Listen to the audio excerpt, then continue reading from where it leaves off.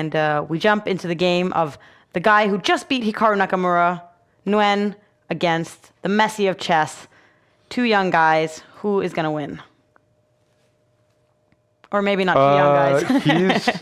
I think he's about 34, 35. Oh, okay. He's part of the strong Vietnamese generation with Le Quang Lim as well. They're both prodigies.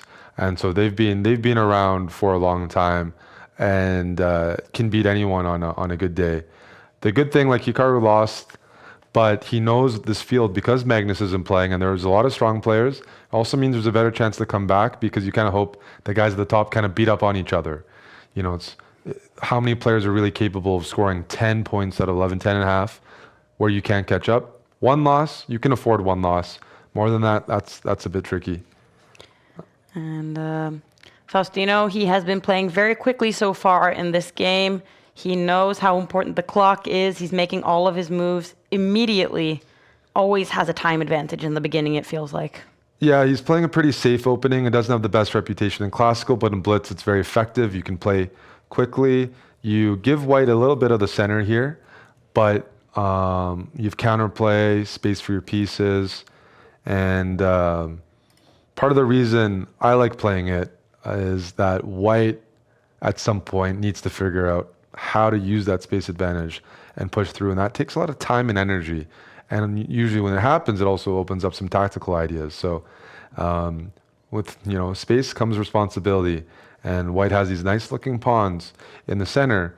But if they can't harass black's pieces, then it's definitely okay for black. So let's see how this space advantage is pushed here. I can see that a lot of the people who are following this broadcast, they're rooting for Faustino. He's become a crowd favorite that many players are rooting for. And he seems concentrated. This is his first think of the game, really, where he's spending some time now. I'm eager to see how many rounds in a row will it go before he starts facing the very, very top guys. But for now, it looks like Nguyen has a bit of an advantage getting out of the opening now. Yeah, it's just the space advantage. And at some point, if white doesn't make any mistakes, Faustino's going to have to think, do I push my pawn up? How do I fight back and grab some space or contest the position? Because it can feel pretty cramped pretty quickly. This bishop doesn't know where to go. You'd like to move your knight as black too. This knight on the king side because you want to open up your fianchettoed bishop. But because there's lack of space, we see some problems. And honestly, white's doing very well here. Even this exchange, this changes the structure. Black's pawn captured away from the center. White has an extra pawn on the king side because of those double pawns. I see some opportunities to gain some space. Look at Faustino's reactions. He seems very upset with the recent developments. He's a young, sharp player, and this position is static and passive. Yeah. It's not suiting the style. There's no challenges in the position. There's no tactics. Right now, white's just enjoying a very comfortable space advantage and look to see maybe the king side expand, or what we see right now. Nguyen is saying, I'm going to trade off into an endgame because you have double pawns, and those double pawns aren't beneficial. When Faustino does not look very happy with He doesn't, but he's staying up on the clock, which is really important when you're not comfortable with your position. If you can, avoid falling behind, that really makes things easier. Because when there's no increment, at some point your opponent will stop playing really well. Like, that's a nice thing. When there's increment or long time control, people will play well, super well. Feels like you're playing a computer. But once that clock, goes under a minute, and here we go, that's a big move. Trying to open up the rook. There could be some pinning ideas. It's also key. It opens up this bishop. And here we go. This pawn will push. And here comes the avalanche. And that comes without center. From the very opening, Faustino gave up the center. It was a bit of a risky choice. And the way white's handled it has netted and look at his disappointment. He seems absolutely He's looking crushed. to sack the queen.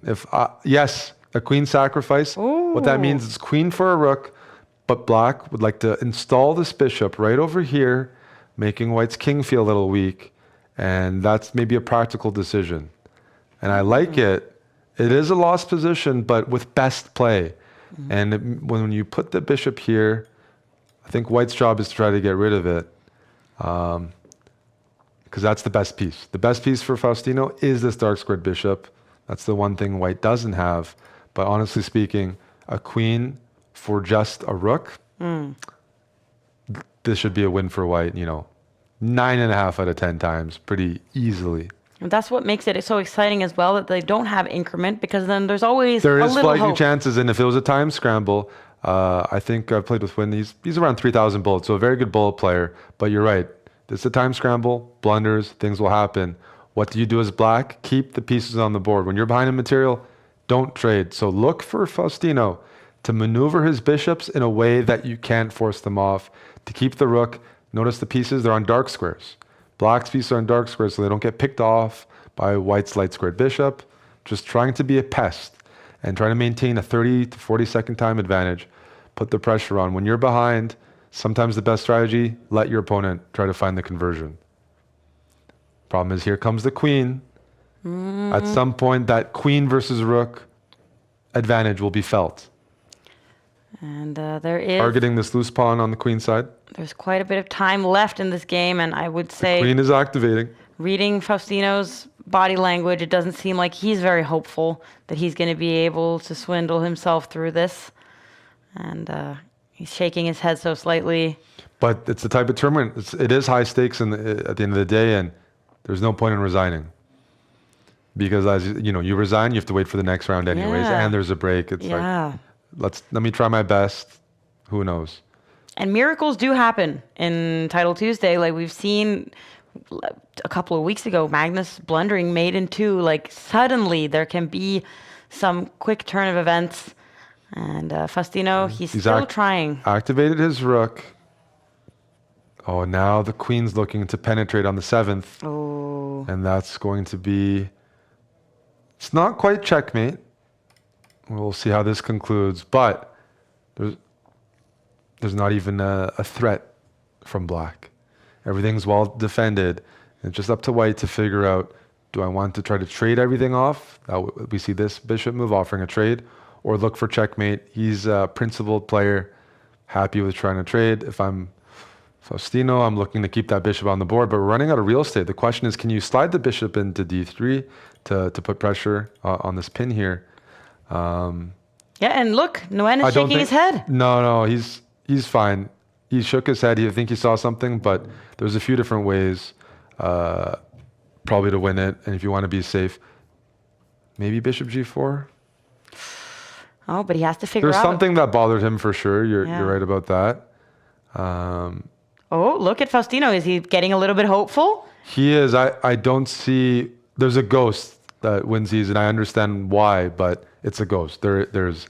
You should be able to bring. Whoa! What happens if you? What is going on here? Okay. This is a nice variation, but deep calculation. He's offering to lose a knight, but there will be some discover checks here, and it's not easy to find a way to capture.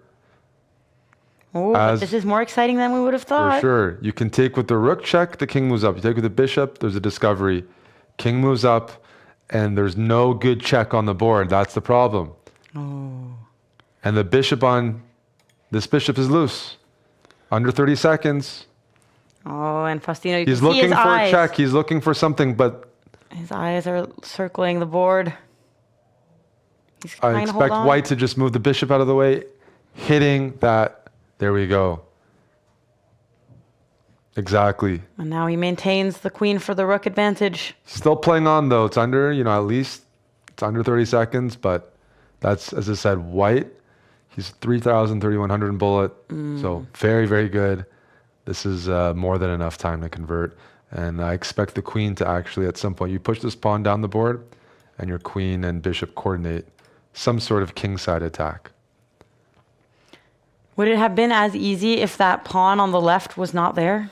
It would still be pretty easy. Okay. I think, yeah. No, it's... Yeah, it seems like Faustino, he's put up a good fight. he made his peace with the game a little while For ago. sure.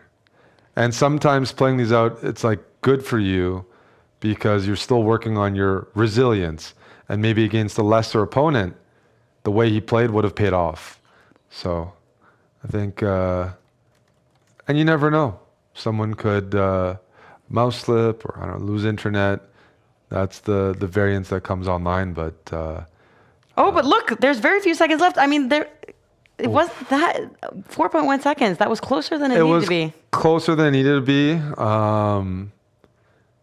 Needed maybe 3 seconds more.